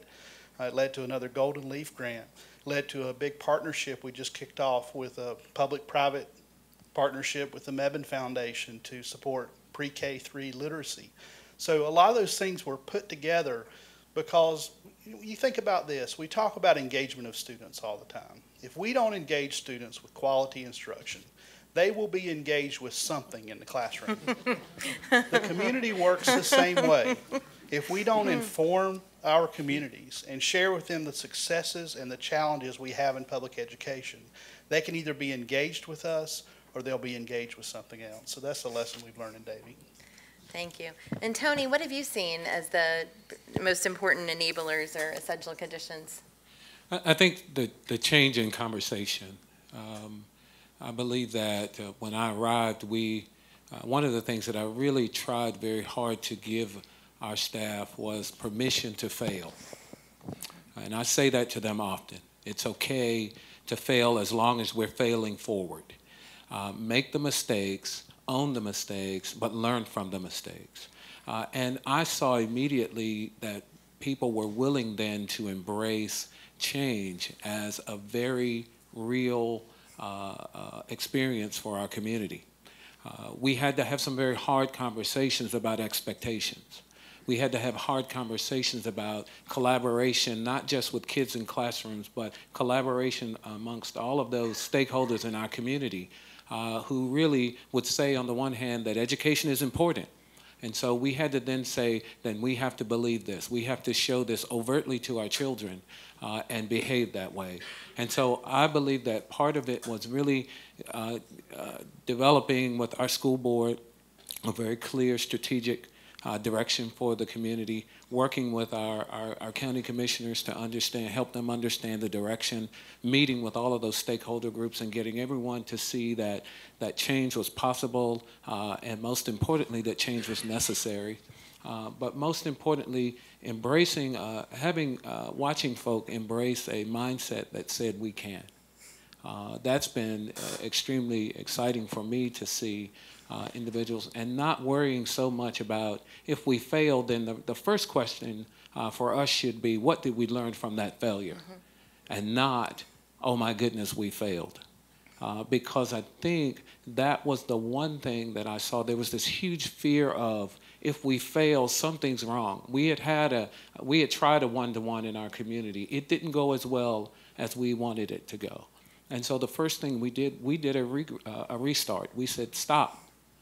When in a hole, the first thing you do, stop digging. Just stop. Now, let's talk about how we get out of this situation and how we take the lessons from the hole back to the ground, to the level, and use them to move forward. And so I've been pleased. We're training our teachers. We're giving them the support that they need so that they will be stronger in a blended learning environment as we move forward. Thank you. And Patrick, I wonder, kind of switching gears a little bit, if you can talk about some of the primary challenges, because I know one of the things we know is if one of you has that challenge, we know you're not alone, right? And so can you share a little bit about some of those? Sure. The first barrier or challenge, and I think everybody will agree, is resources of the financial kind, money. And when I say that, I mean in three or four different areas. Number one, you've got to have money to purchase devices. And not just once you have the money to purchase a device, you're not done. You've got to, and this is lessons learned the hard way, you've got to have a significant amount set aside for repair, replacement, those types of costs. Next, and you've heard the importance, I think every single person in this lineup has mentioned the importance of professional development.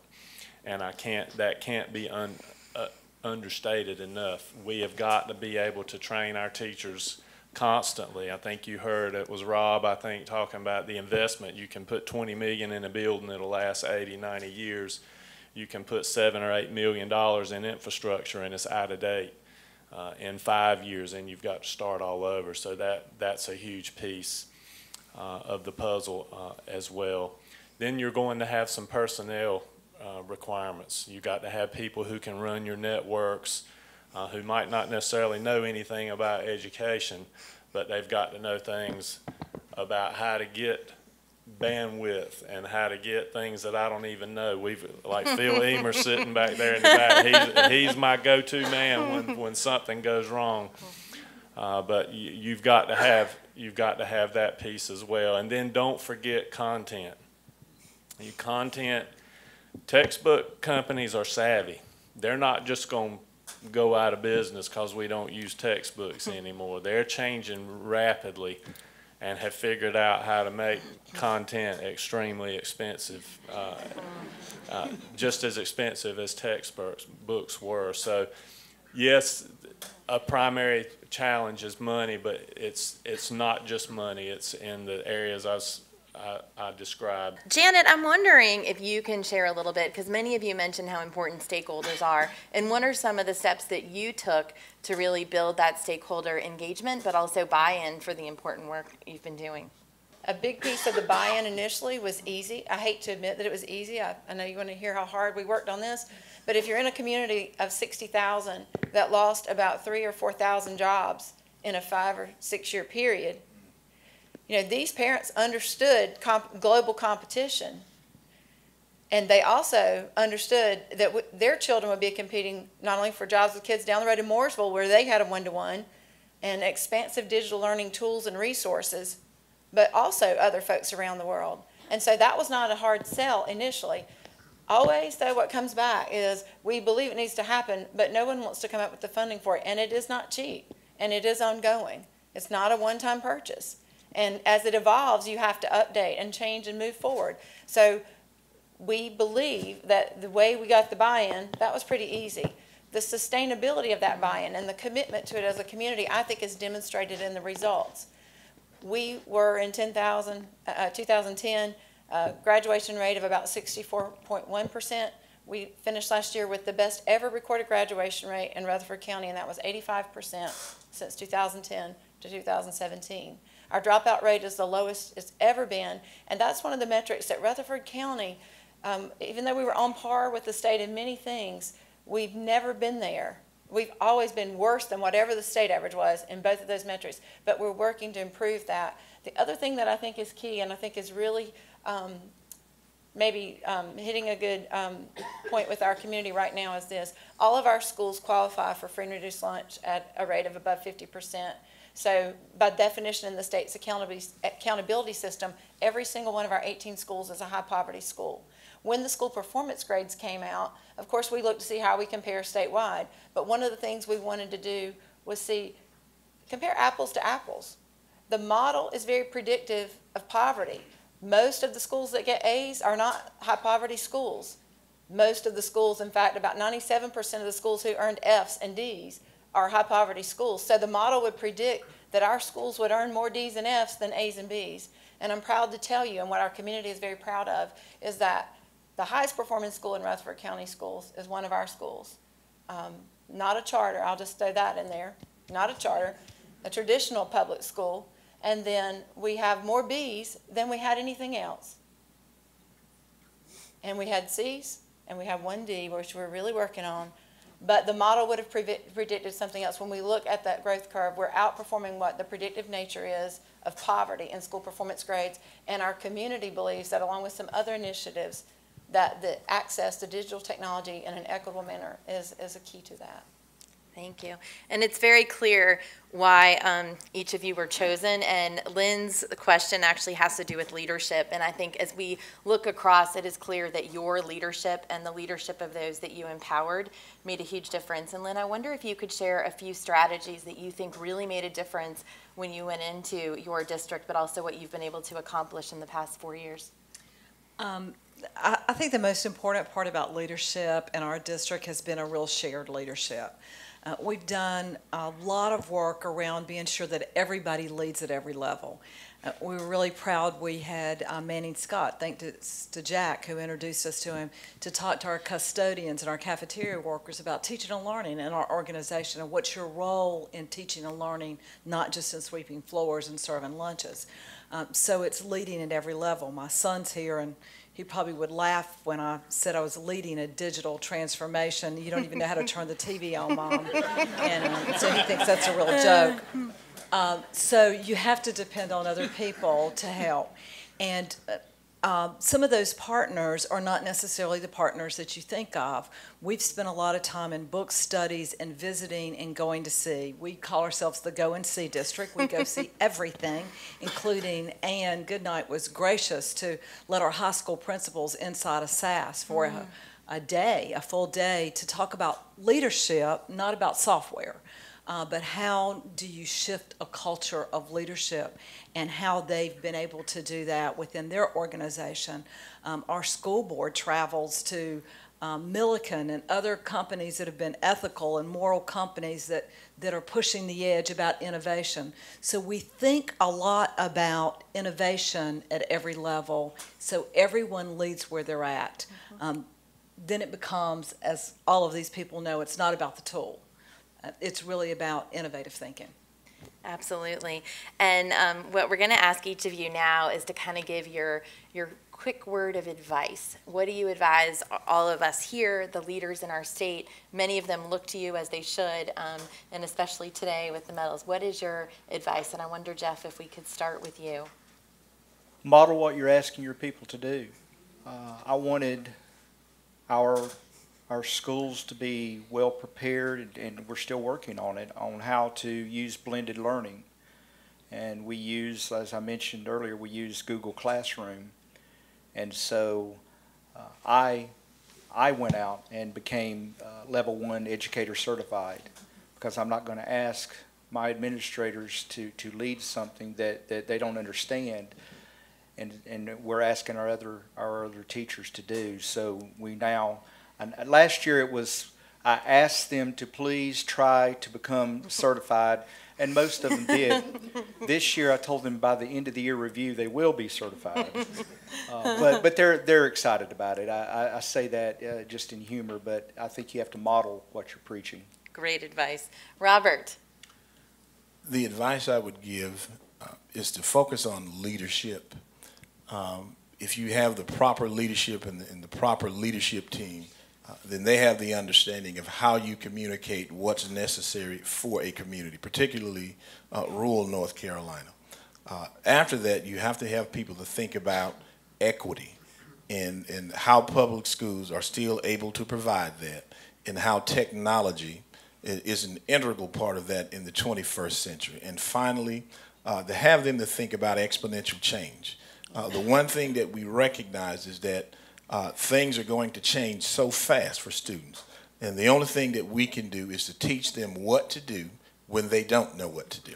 Because that will be the cornerstone of their lives for the next 40 or 50 years as we go through the 21st century. And then after that, it really is about having a plan in terms of how you roll something out, professional development, having a plan before devices ever get into a kid's hand. But it's really about leadership, having your community to think about equity, and having them to realize that we're facing exponential change.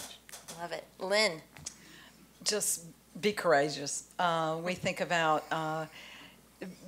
enjoying being uncomfortable. If you're not uncomfortable, you're not learning. And that's for everybody in the organization. Great advice. Patrick? Educators need to understand that we don't need to try to reinvent the wheel.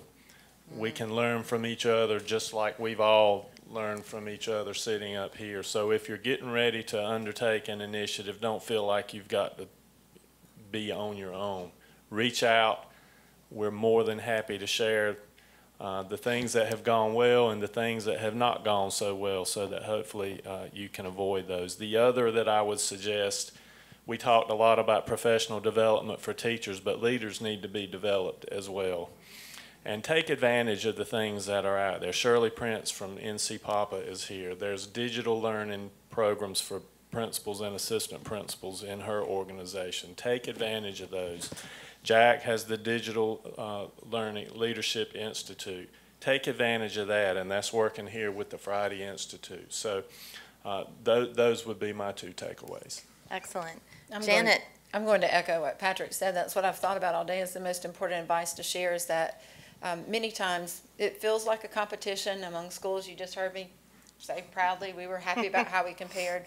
But I think if we want to move our state forward, we need to move beyond that to a point where we develop something great, we want to share it, not so that someone recognizes it and praises us, but so that if there's a tidbit that someone else can take away, we need to be willing to open the doors and invite others in to see what we're doing well. And then while they're there, most of the time what I have found happens is they sometimes point out something they're doing that even without us asking for it, we find a solution through that collaboration. And so I think that's the way that we'll solve this moving forward as a state. Excellent. Tony? I would say, first, tell the truth. I sit often and I hear people talk about we're preparing for the 21st century. The last time I checked the calendar, we're 17 years in. I think we've got to embrace the truth. And the truth is that it's moving a lot faster than we will ever be able to embrace. And I think we have to acknowledge that we can't keep up, and that we can be learners, and that we're all going to have to learn and do some things differently. The second thing I would say is to understand, and I'm going to use Lynn's phrase, that we have to be courageous in this work. I think we have to be willing to have a big, bold vision about what this work should look like, what it can be, and be willing to stand up and understand that a big, bold vision will bring big, bold opposition. And that a smaller vision will bring smaller opposition, and no vision will bring none. But I think in this work as leaders, if we're courageous enough to recognize this is bold work, because there are people who really want to give kids a slate and chalk and say, go over in the corner and practice your multiplication tables. And I think as leaders, we have to have enough courage to step forward and be willing to say, this is bold work for us right now, and our kids deserve it. And particularly in the rural context, our kids have to be able to compete. I could always beat my brother in basketball in the neighborhood, but I couldn't make the team at school. So how competitive was I really? And so we've got to give them the understanding that the world is a lot bigger than our small communities. And we have to be able to show them. Technology gives us that tool. It tears down every wall that anybody could put up for them. And so I would say be willing to embrace that, be willing to share that, tell the truth, and be courageous. Thank you. So I'll go last. Yes. I think when I reflect on leadership and lessons, I think about a time that I spent on a panel with Governor Hunt in Asheville at a Lieutenant Governor's Conference. And I saw how the governor was very direct and had crucial conversations with lieutenant governors across America, teaching them how to be a great governor. And that model is something we should replicate as superintendents and teaching our principals how to be great leaders in our schools. And when they are great leaders in our schools, we can use technology to help teachers become excellent. And my biggest piece of advice, I guess, would be we should never just go out and invest in the new greatest technology. We must continue to invest in our public schools' biggest asset, and that's our teachers. Excellent. Well, I know it is very clear to each and every one of you why the Friday medalists are these 7, and it is a great honor to be with you. Thank you for sharing your experience, your advice, and also just your lessons learned to all of us. Congratulations.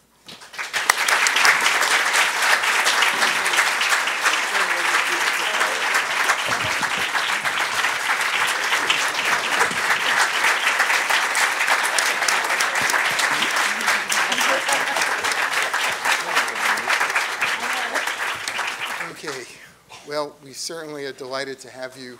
You're all such creative, courageous, collaborative leaders of digital age. I agree, we can't keep saying 21st century. We say digital age, ever-changing, rapidly changing global digital world in which we live. And thank you, Marianne, for facilitating. I'll just add one comment. We are about to wrap up. We have one just to give out the awards. But I do have to say, I really appreciate, as the executive director here, your comments about the value of the Friday Institute. But I hope you realize that we all learn more from you than you learn from us. And we're just sort of bumblebees taking things from one of you and telling the others about it. And it's just this great collaborative work where we learn all of this together. It's time to give the awards. I'd like to ask another great education leader and friend of all of us in the Friday Institute, Ann Goodnight, to come join us to hand out the awards. Jack, would you join us? Craig, would you join us? We're going to do this graduation style, but we'll do it very, very quickly because we know we're ready for the reception, and you'll get a quick photograph of each one as we go. So it's that usual graduation handshake line. And first up, for the official award of the Friday Medal for 2017, Dr. Darren Hartness.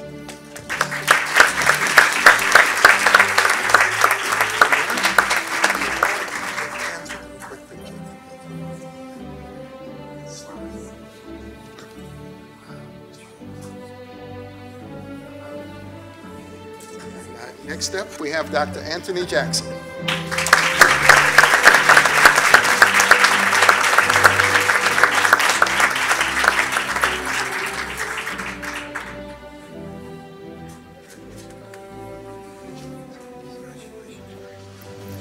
Next, we have Dr. Jeff McDarris.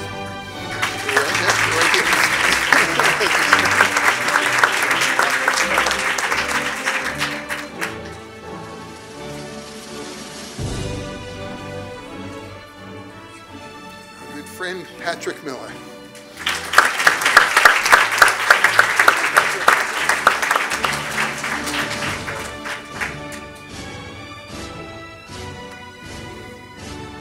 I should have said Dr. Patrick Miller for everybody. And Dr. Lynn Moody. Lynn.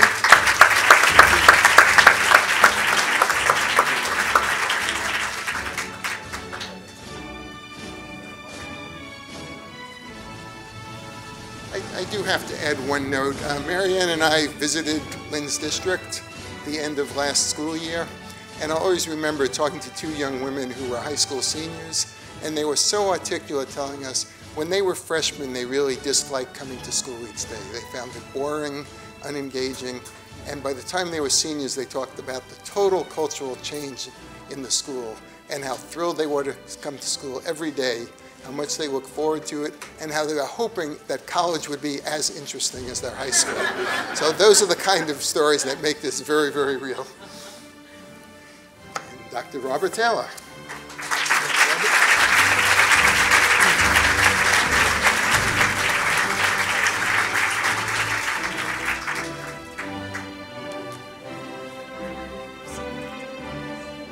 We've got the music going. And last, Janet's having a good week. Dr. Janet Mason, I don't know what she's doing tomorrow, but yesterday she was named North Carolina Superintendent of the Year, and today we're delighted to award you a Friday Medal. Thank you so much.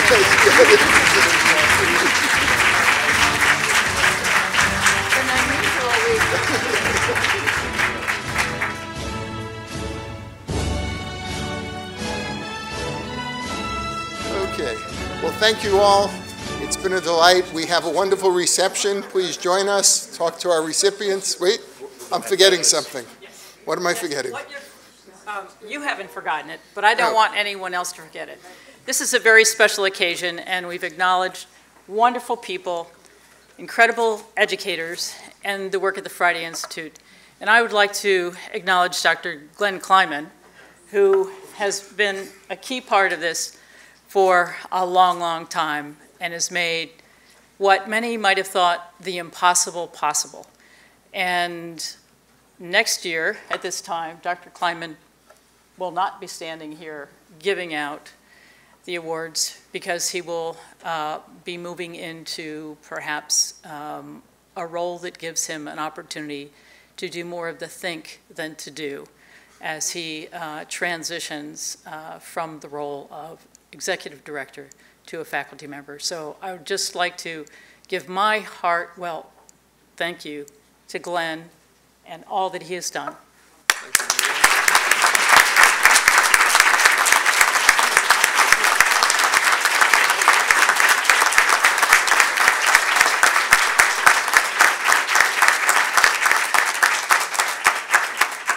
Well, thank you, Marianne. We're going to just hold the recipients for one quick picture, but please join us in the reception out in the lobby. Thank you all very much.